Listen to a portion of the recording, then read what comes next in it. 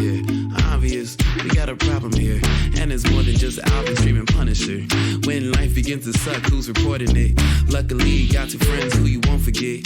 Coming live, Alvin and Friend on survival. Laughing non-stop, case drops on a cycle. Louder than intrusive thoughts off an iPhone. How they make the world seem bright with the lights off.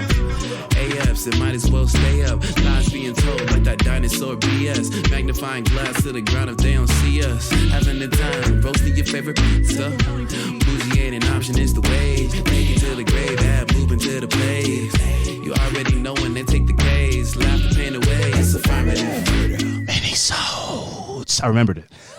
Thank you guys for joining us for another Tales from the Hood mini-sodes. Another shout out. It's just going to come sporadically because I just want to blow him up. I want this guy to be as big of a star as he can be. Shout out to Grandace, the Grandace on everything, social media wise. A fantastic author of music. He's just really talented dude. Make sure you go and stream Sidewinding right now. It's available on all platforms. Fantastic song. Some of his stuff that's outside of the jingle, if you will, that he made for our podcast. Really talented dude, that Grandace. Anyway, Fran, let's not waste time because you got somewhere to be. I do. You got kids to take care of and all that type of stuff. So I don't want to hold you up. What daddy duty? Yeah, he's got daddy duty tonight. So we're going to get right to the emails. We don't have time to fuck around. But again, before we get started, affirmativemurder@gmail.com. Tales from the Hood. Send them in. Get them in. We need them. We can't have a show without the emails. So keep feeding us. Keep feeding them and feeding them and feeding them and feeding them. And let's keep this train rolling. So our first email is from Shani. I have a cousin named I don't know though. It's S. My cousin's name is Chaney. This person's name is Shaney. Okay. So it could be Shanae. Could be. We knew a girl named Shanae. We did. She got knocked out by a guy. Did she? Yeah, that guy. By Guy, right? Didn't Guy knock her out? I don't know. No, Dorian knocked her out. No, that wasn't her. That was Chalet. Yeah. Yeah. Sorry, Shanae or Shani. Sorry, we were thinking of something happened in middle school. Yeah. Anyway, it's fucking terrible. We're not laughing at. Don't hit. We never hit wrong name. Yeah, it was very. Yeah, everything was person. wrong. Guy, Dorian, Shanae, Chalet. Anyway, Shani or Shanae. Thank you so much for the email. It reads, "Hi, Alvin and Fran. You may call me Shanae or Shani. And you may also use the names mentioned in this email, comma, I think, or period, but it's not there. In 2018, my husband and I bought our home in a lovely rural neighborhood outside of Richmond, Virginia. Great town. Yeah. Honestly, I love my neighborhood. We never had any problems, and the only issue that I did have was my next door neighbor's loud ass dog who barked at anyone who got within the vicinity of my neighbor's fence.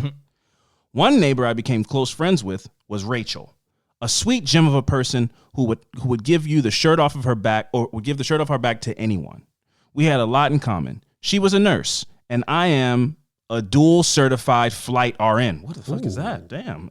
And paramedic.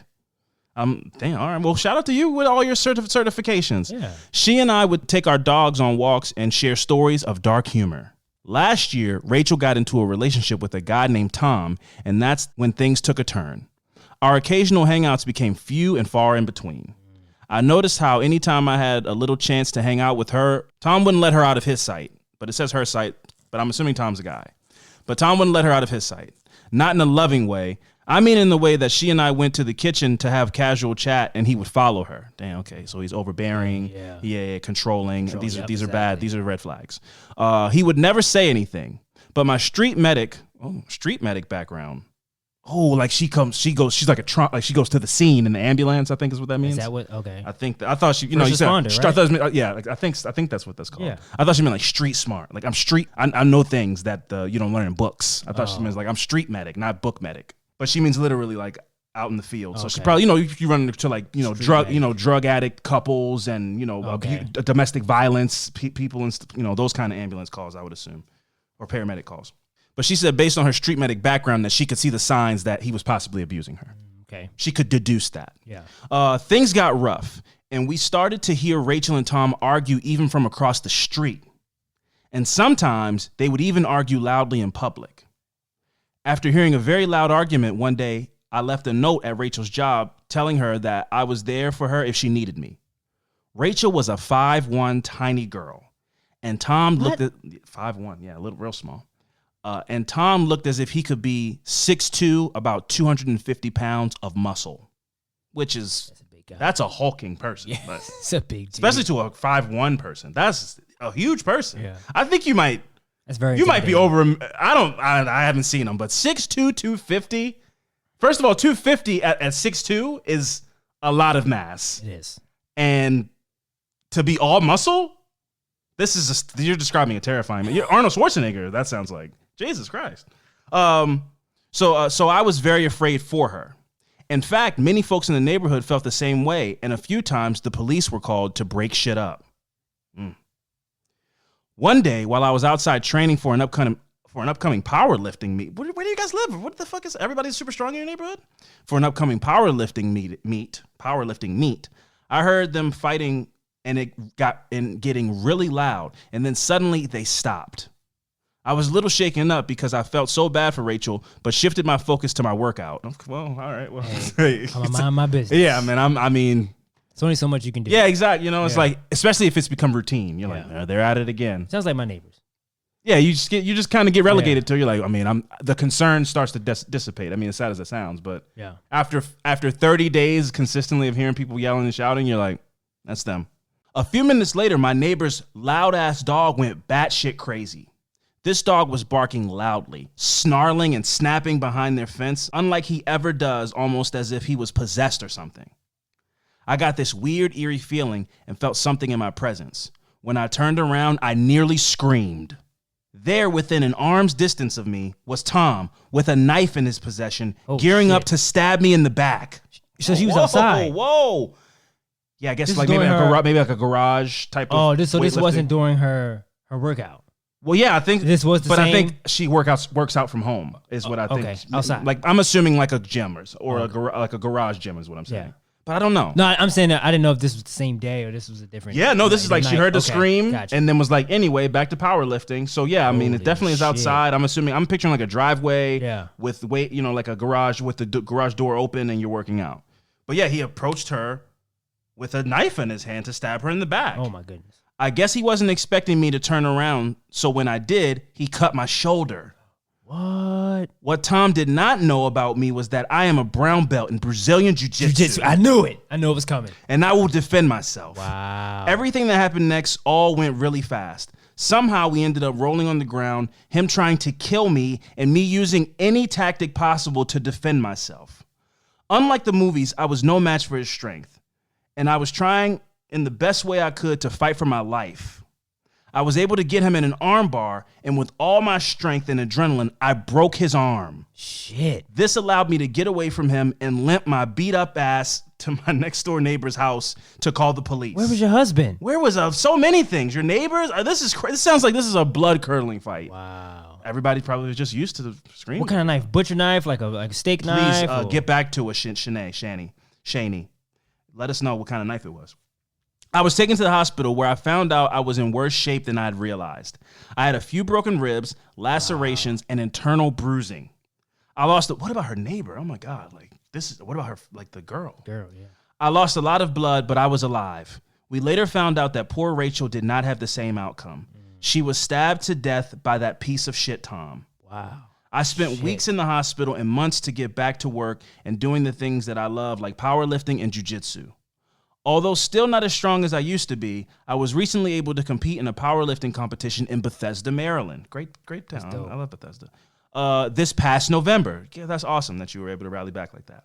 I had a lot of visits to the doctor for my depression and severe anxiety, which understandable. Somebody tried to kill you. For months, I have had to deal with the fear of someone coming to hurt me, nightmares, and even occasionally flinching when my husband comes into the room. Damn, That'll fuck you up. Yeah, you got to process that. That's rough. The trial was mentally hard to get through, but Tom was recently convicted. As sad and tragic as it is, I was able to get to know Rachel's family, and I was able to get help from a great therapist. I hope you air this story, and everyone, please, for the love of God, learn some sort of self-defense. Thank you for the podcast. You guys have me laughing while I'm in the gym, and everyone probably thinks I'm laughing at them. Keep doing what you do best. Take care, Shani, or Shanae. Hey, don't use us for an excuse to be laughing at people. Yeah, don't you're like, you're oh, it's a laughing at podcast. It's a podcast. You're like, they're only curling with 45 pounds. Now he's doing squats. I'm right. picturing Shani being fucking yoked, Yeah. vascular, She's got those striations, got those little trap blocks on her neck. How dare you? She's like, She said let's when she turned fucking around? go. Yeah. Yeah, man. And then she fucking went real life enough. Yeah. And I like that she really made the stipulation and made it clear to people like, hey, listen, I survived, but no, the training I had and everything like that, I got bruises from this. Yeah. I made it out with my life, But she's alive. but it's not a movie. no, You know, this is real shit. this is real shit, so, man. but damn, rest in peace to Her neighbor. Her neighbor. I will tell you her neighbor's name was Rachel. So rest in peace to Rachel. If I'm about to get jumped, Yes. and I'm about to get jumped, I'm gonna need some help. Uh-huh. And if I need some, if I do get hurt, I need some medical help. Yes. I'm calling Shanae, Shanae or Shanae. Shanae. Because she can provide a gambit of things. She can do do it everything. all. She can do it She all. can help. Swiss She Army can, knife. got your back fighting the people. Yes. If you get sustain some kind of injuries and you patches you up. Yeah. I think she might be a first round draft pick for Zombie Apocalypse team. Just would based on agree. her description. I would agree. Powerlift was me. She could probably do a fireman's carry. So if I was to twist my ankle, she could lift me up over her The resume shoulder. is crazy. Yeah, yeah, yeah. Oh, No, definitely. No, her CVs are nuts. You're hired. Yeah, you got the job. You're your first round draft pick for Zombie Apocalypse. I thought what you were gonna say is, what is the type of martial art you would want to have in self defense? Brazilian Jiu Jitsu's up there. For me, capoeira. I don't know if that is. What's that? That's the dance fighting where you just like Eddie from Tekken. Street Fighter? You're from Tekken. Oh, Yeah. And I get some fucking and I got music on and I'm That's tapping not my feet and it's like, Not realistic. it's distracting. Is it? Yeah, if somebody's It is. dancing at you, you don't know what's coming at you. The next thing you think, bam, foot, kick you in the face. Sure. I'm waving my hands at you, knee. Yeah, but it won't work for you though. Why? You're not like lanky and tall. Oh, true. Yeah, I'm very compact. I'm not. I guess it's good to have some reach when got you're doing long that kind of arms, fighting yeah. style. Fair. I don't have the build for capoeira. It wouldn't work. Okay, that's fair. Damn, way to crush my dreams like that. I thought, Sorry. yeah, I didn't. You don't consider the logistics when you think about that kind of Yeah, stuff. but that's dope that she has these skills, man. Yeah, These focused, survival skills. harnessed herself, and then the mental dexterity to in a moment to first of all spidey senses Yeah, because she's in the middle of a set. yeah. Probably just probably got a new PR. You could have been Dunzo. Exactly. Like she had a feeling that, and I know that feeling so well of like something is in the room with me. Yeah, And sometimes we don't listen to it, but it's good that she did that. She went, something's in the room with me and I'm turning around. It saved her life. yeah. And she defended herself. And she broke somebody's arm. It would have to be a life or death situation for me to get somebody in an arm bar and not just go tap and break their arm. Feel somebody's trying to take the the knife? compound fracture of just snapping somebody's arm. I know, but I'm saying, like, if I was in a street fight and it got down to the ground and I got somebody in a real bad chokehold or any of those things where you go, at this point, it's all about how much pressure you apply. Like, could I put somebody to sleep? Yeah, I don't know. I don't know if you can make that same decision when you have your adrenaline is running super high. For sure. I'm just thinking, and that's what I'm saying. Like, me, as I sit here right now, I go, could I fucking have somebody in like a heel lock You absolutely and could. break their foot? You absolutely could. Yeah. If I feel like, And I think if they get up, they're gonna I fuck think you're me strong up. enough. It wouldn't It wouldn't take, even know how. that's what I wouldn't even realize that I'm Exactly. trying That to tight. yeah. Yeah. But knowing now, right here in this moment, yeah. I go, Just thinking about it, it's like, yeah, you I don't could think do I it, could, yeah. because I feel like breaking somebody's arm probably takes as much force as it would take for me to like break a wooden broomstick. Yeah. And I can break those pretty solidly. Cack. Just Oh, yeah. man. Oh my. Oh. He's lucky that you didn't get that knife. If you were that type of person. Ooh. But damn. Do you think you could stab somebody multiple times if they came at you with a knife? Absolutely. Life or death. No. You just like absolutely. swat, Yeah. shot, knife. You just tried to kill. If I wouldn't have turned around, You would have did that to me, It. and he just did it across the street. Oh man! So Jesus. I'm guessing he came for her because that's her friend. He's seen her around. maybe Or the note maybe, and maybe the note inspired her to do something different, like talk back or resist or break up or something like that. Probably, yeah. And she might have said and Shanae. Thank God for Shanae telling me that she's right. I should leave. It might have been something like that. Probably, yeah. And I know. I'm not gonna say I know, but I've seen people in a relationship like that. How so? Elaborate. Where it's like the person is doing wrong, but Yes. another person tries to help out. Yes. But the person you're trying to help out still tells their that person tried to help out.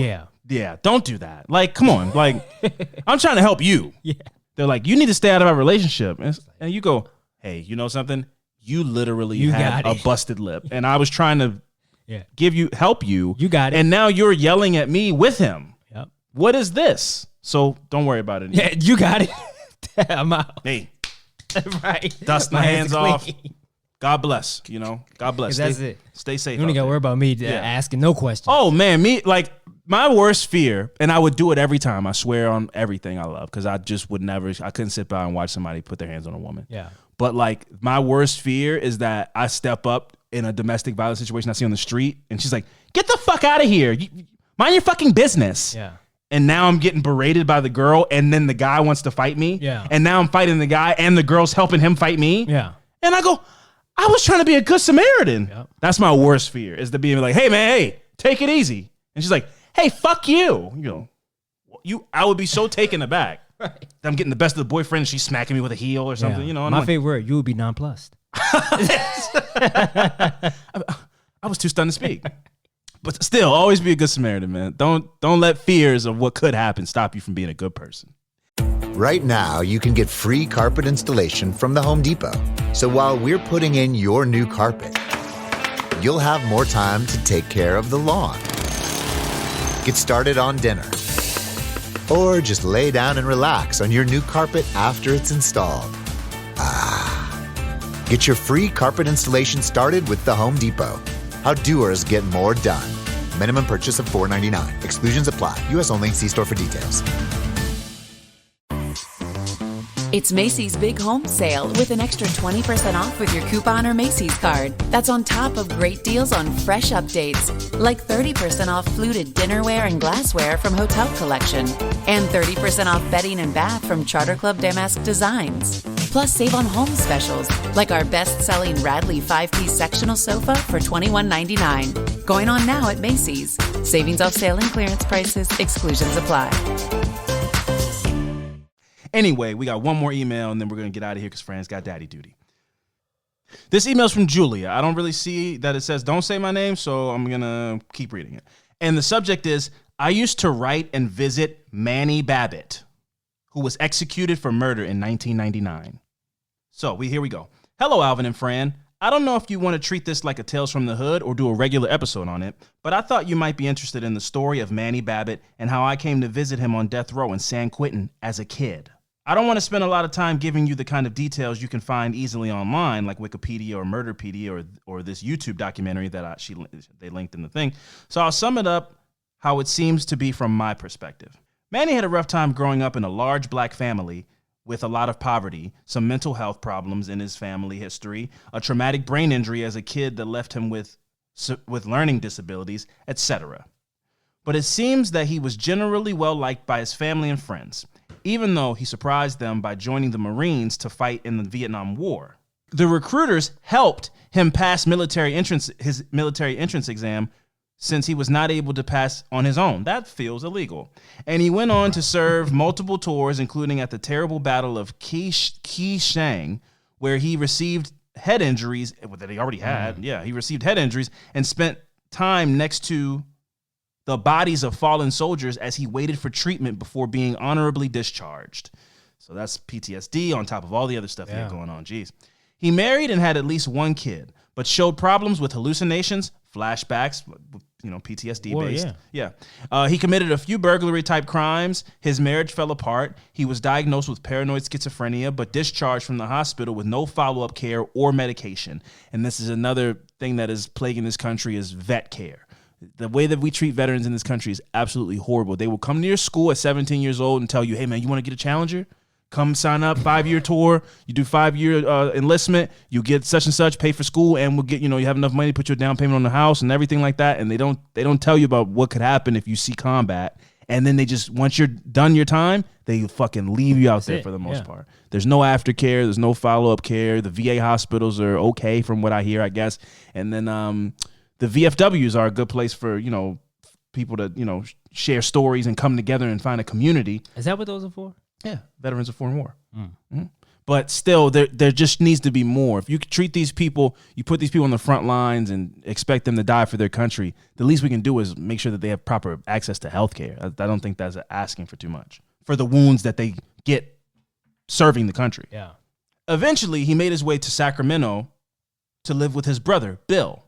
While there, he showed a lot of strange behaviors, flashbacks, odd beliefs, etc. And at one point seems to have hallucinated that he was back in Keysang, which may have caused him to break into a house and attack the resident, named Leah Schendel. She died from a heart attack triggered by the break-in and attack. Wow. So that's fucking second degree. Whoa, he was executed, I thought. They say she died? Yeah, so executed. yeah, wow, executed, no, so yeah. they didn't give him, they gave him capital murder.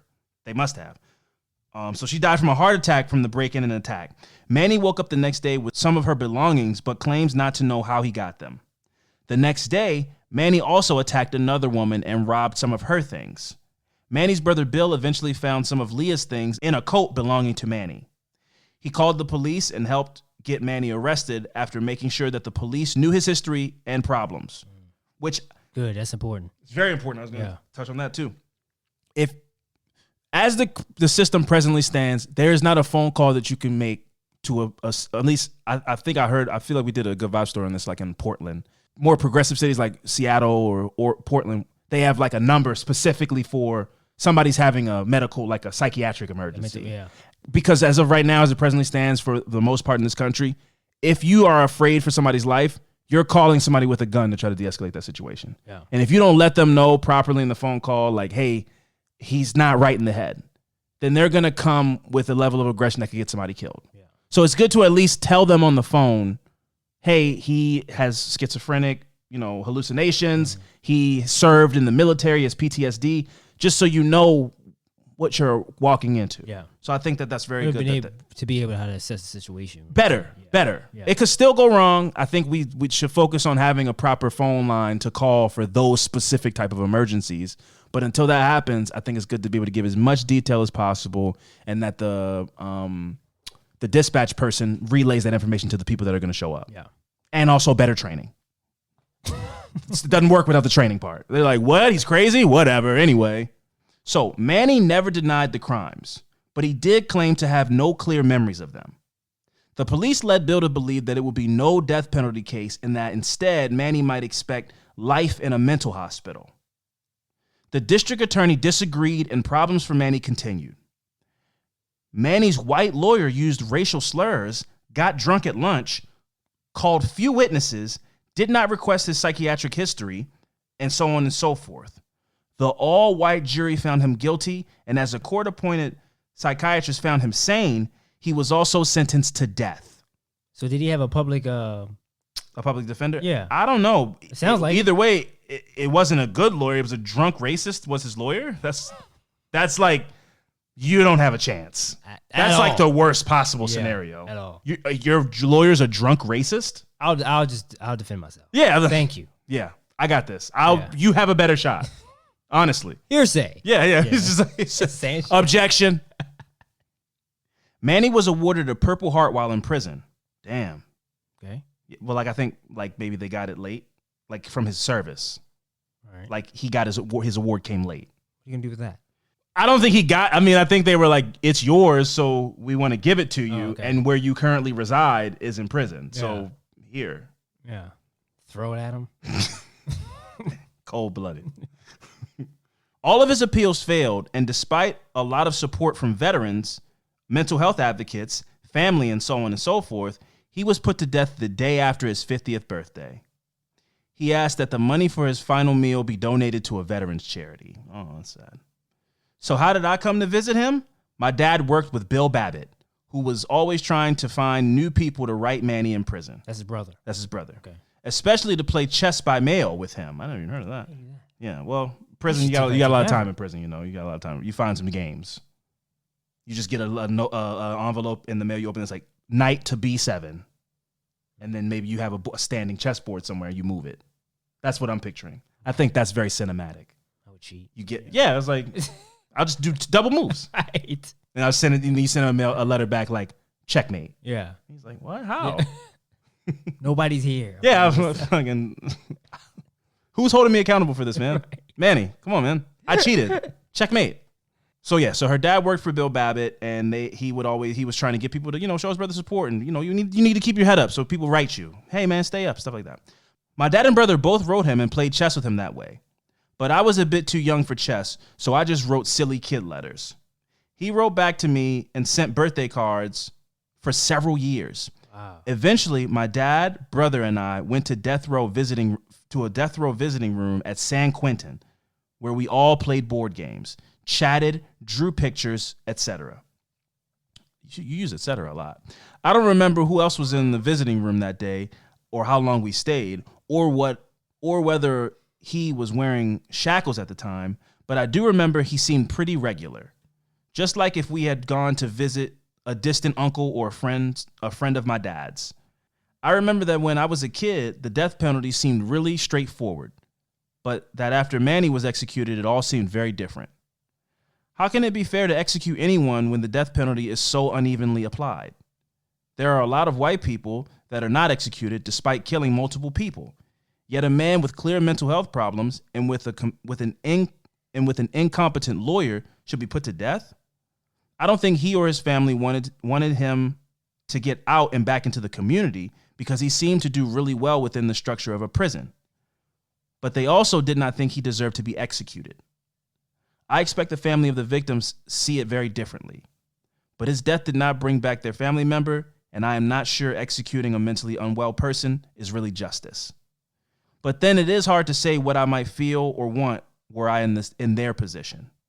Anyway, thanks for reading this if it goes out into a Tales from the Hood, and feel free to write back to me if you want more details to include if it becomes a story on a regular episode, which it didn't. Later's, Julia. Julia, thank you very much for that. That was like people got a 2-for-1. You got a little true crime story and a Tales from the Hood. Yeah. So I think that's really cool. And I'm pro abolishing the death penalty. I just think that you need to ask yourself, if you're pro death penalty, what percentage of innocent people are you okay with? That was a question I heard somebody who was a death penalty abolitionist ask, and it was the most concise argument that I needed. Like, if I'm ever having this discussion, I go, what percentage are you okay with innocent people being killed by the death penalty?